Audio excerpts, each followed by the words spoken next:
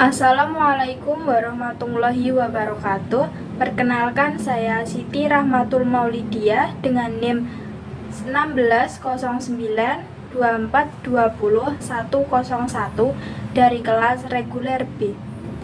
Pada kesempatan kali ini, saya akan membahas tentang kedudukan bahasa Indonesia sebagai bahasa nasional dan bahasa negara.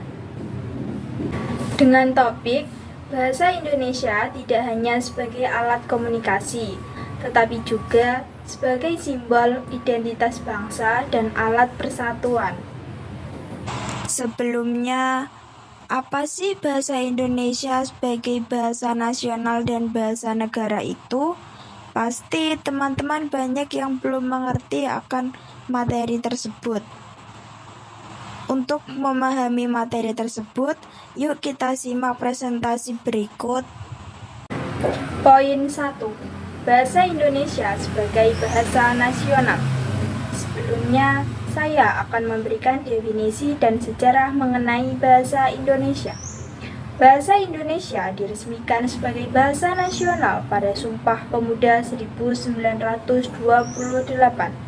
yang menandakan komitmen untuk menyatukan berbagai suku dan budaya.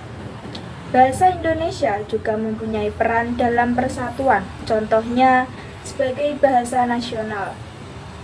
Bahasa Indonesia menjadi alat yang menyatukan masyarakat yang beragam. Ia berfungsi sebagai media komunikasi di berbagai wilayah di Indonesia, sehingga memperkuat rasa kebangsaan. Penggunaan bahasa Indonesia dapat digunakan dalam kehidupan sehari-hari. Contohnya, penggunaan bahasa Indonesia bisa digunakan dalam pendidikan, media massa, dan acara-acara resmi. Bahasa Indonesia menjadi bahasa pengantar yang umum digunakan. Poin 2. Bahasa Indonesia sebagai bahasa negara. Definisi bahasa negara yaitu sebagai bahasa negara, bahasa Indonesia diatur dan dilindungi oleh undang-undang, khususnya dalam Undang-Undang Dasar 1945. Peran bahasa Indonesia dalam pemerintahan yaitu bahasa Indonesia digunakan dalam semua dokumen resmi, legislatif, dan kegiatan pemerintahan. Hal ini memastikan bahwa semua warga negara dapat memahami informasi penting. Pengaruh bahasa Indonesia terhadap kebijakan. Penggunaan bahasa Indonesia dalam kebijakan publik membantu menciptakan akses yang lebih luas bagi masyarakat dalam memahami dan berpartisipasi dalam proses pemerintahan. Saya akan memberikan contoh peran bahasa Indonesia dalam kehidupan sosial dan kenegaraan. Yang pertama, bahasa resmi negara. Maksudnya, bahasa Indonesia digunakan dalam berbagai kegiatan kenegaraan seperti pidato, dokumen resmi, dan sidang kenegaraan. Yang kedua, bahasa pengembangan iptek. Maksudnya, bahasa Indonesia digunakan dalam pengembangan dan pemanfaatan ilmu pengetahuan dan teknologi. Yang ketiga, identitas dan budaya.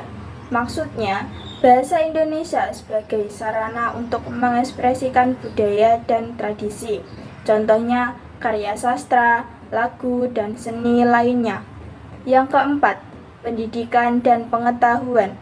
Maksudnya, bahasa Indonesia menjadi bahasa pengantar di sekolah-sekolah yang berkontribusi pada peningkatan literasi dan pengetahuan di seluruh masyarakat.